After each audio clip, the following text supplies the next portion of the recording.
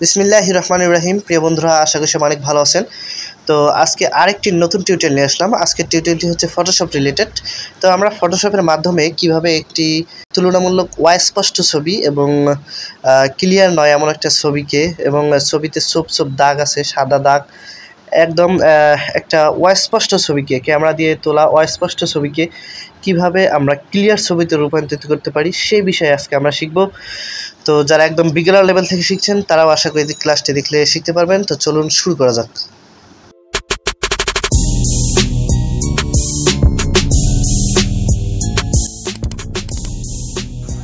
তো এই জন্য পিএস ফটোশপ আপডেট ভার্সন হলে সবথেকে ভালো হয়। তো আমি আমার ফটোশপটিকে ওপেন করলাম, তারপর ফাইল অপশন থেকে ওপেন করে আমি আমার কাঙ্ক্ষিত যে ছবিটা আছে সেই ছবিটিকে ওপেন করব। তো আমার এই হচ্ছে আমার ছবি, আমি এই ছবিটিকে ওপেন করলাম। তো ফাইনালি আমার ছবিটি কিন্তু এখন ফটোশপে ওপেন হয়ে গেছে। দেখুন এই হচ্ছে ছবি। দেখুন ছবিটি কিন্তু তুলনামূলক অস্পষ্ট এবং কীরকম সাদা সাদা কিছু ছোপ ছোপ দাগ পড়ে আছে। তো এই ছবিটিকে আমরা কীভাবে একটি পাসপোর্ট সাইজে ক্লিয়ার এবং একটা প্রফেশনালিজম ছবিতে রূপান্তরিত করতে পারি সে বিষয়ে আজকে আমরা শিখব। তো এই জন্য প্রথমে আমরা ছবিটিকে পাসপোর্ট সাইজের ছবিতে কাট করে নেব। তো এই জন্য আমাদের ক্রপ টুল নিতে হবে। এই হচ্ছে ক্রপ টুল। ক্রপ টুলে ক্লিক করে তারপরে এখানে অপশানগুলোতে দিতে হবে 40x50 পাসপোর্ট সাইজের ছবির মাপ 40 মিলিমিটার বাই 50 মিলিমিটার যেটাকে বলে 40x50 দিয়ে তারপরে আমি ছবিটাকে কেটে নেব, ক্রপ করে নেব। ছবিটিকে পাসপোর্ট সাইজের ছবি রূপান্তরিত করার জন্য যে ক্রপের কাজটা সেটা আমরা কেটে নেওয়ার কাজটা শেষ করলাম। তারপর এবার আমরা ব্যাকগ্রাউন্ড সিলেকশন করব। ব্যাকগ্রাউন্ড সিলেকশন করার জন্য দেখুন এটি হচ্ছে quick selection tool. Quick selection tool এটা, এই যে কুইক সিলেকশন টুল, এটাতে ক্লিক করতে হবে। ক্লিক করার পর ব্যাকগ্রাউন্ডে ক্লিক করবেন। তো ব্যাকগ্রাউন্ডে ক্লিক করলে কিন্তু দেখবেন যে সিলেকশন হয়ে যাবে। এই যে আমি সিলেকশন ক্লিক করলাম, দেখুন সিলেকশন হয়েছে। বাকি অংশটা কিবোর্ডের শিফট অপশন ক্লিক করে ধরে সিলেকশন করলে কিন্তু দেখুন সিলেক্ট হয়ে যাবে। এক্ষেত্রে আপনার যদি বেশি সিলেক্ট হয়ে যায় তাহলে কিবোর্ডের আলট্রা ক্লিক করে দিয়ে সেটাকে আনসিলেক্ট করতে পারবেন। ব্যাকগ্রাউন্ড সিলেক্ট হয়ে গেলে কিবোর্ড থেকে কন্ট্রোল এম ক্লিক করলে এরকম একটি উইন্ডো চলে আসবে। তারপরে এটাকে একদম হাই লেভেলে পৌঁছে দিতে হবে, তাহলে দেখবেন যে ব্যাকগ্রাউন্ডটা সাদা হয়ে যাবে।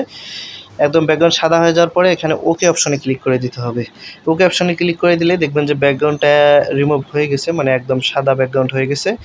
এবার আমাদেরকে যেটা করতে হবে সেটা হচ্ছে কিবোর্ড থেকে কন্ট্রোল শিফট আই ক্লিক করতে হবে। কন্ট্রোল শিফট আই ক্লিক করলে আপনার ছবিটা দেখবেন সিলেক্ট হয়ে গেছে। ছবির চারপাশটায় সিলেকশন চলে আসবে। তারপরে এখানে তো এবার দেখুন আমার এই টুলটা হচ্ছে ডটস টুল। এই ডটস টুলের এখানে মাউসের রাইট বাটন ক্লিক করতে হবে। মাউসের রাইট বাটন ক্লিক করলে 3টা টুল শো করবে। তো এখান থেকে আমি ব্রোন টুলটা নেব।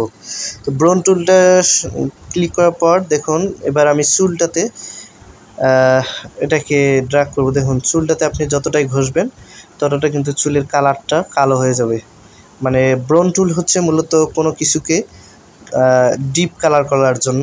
আপনি কোনো কিছুর কালারটাকে ডিপ করতে চান সেক্ষেত্রে আপনি ব্রোন টুল দিয়ে ঘষতে হবে। তো আমি দেখুন চুলটার কালার ডিপ করতে চাচ্ছি, তাই ব্রোন টুল নিয়ে আমি চুলটাকে বারবার ঘষতেছি এবং চুলটা দেখুন কালো হয়ে যাচ্ছে।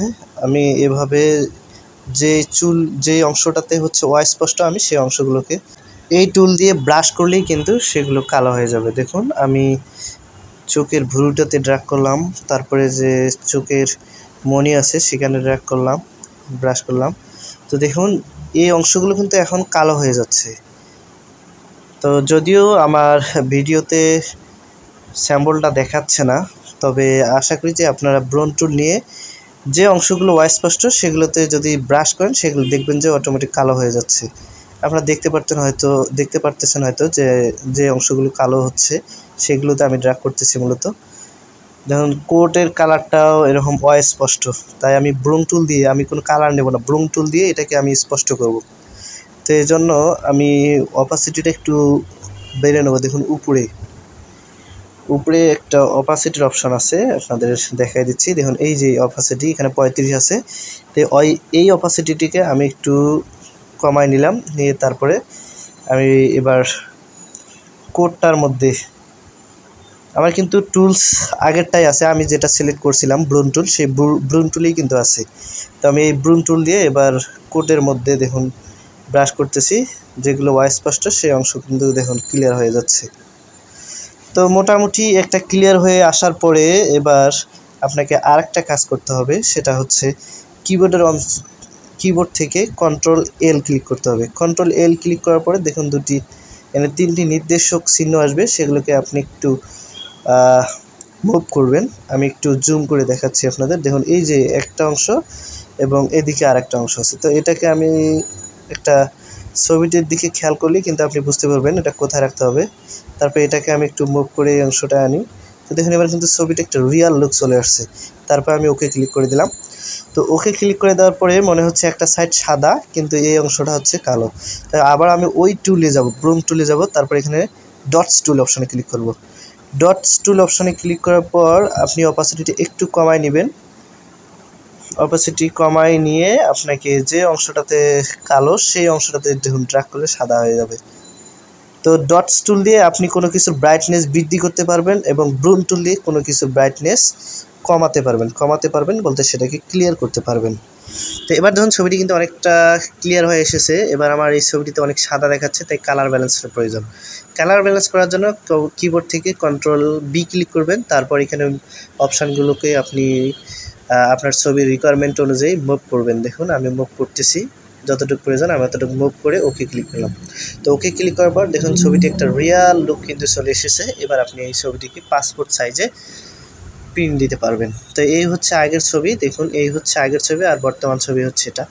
আপনারা নিজেই হয়তো বুঝতে পারছেন ছবিটির রিয়াল লুক এখন কতটা স্পষ্ট আর কতটা অস্পষ্ট ছিল ছবিটা। তো আজকে ভিডিও এ পর্যন্তই। ভিডিওর কোনো অংশ বুঝতে সমস্যা হলে অবশ্যই কমেন্টে জানাবেন, আমি সমাধান করার চেষ্টা করব। দেখা হবে নতুন কোনো ভিডিওতে। ধন্যবাদ সবাইকে।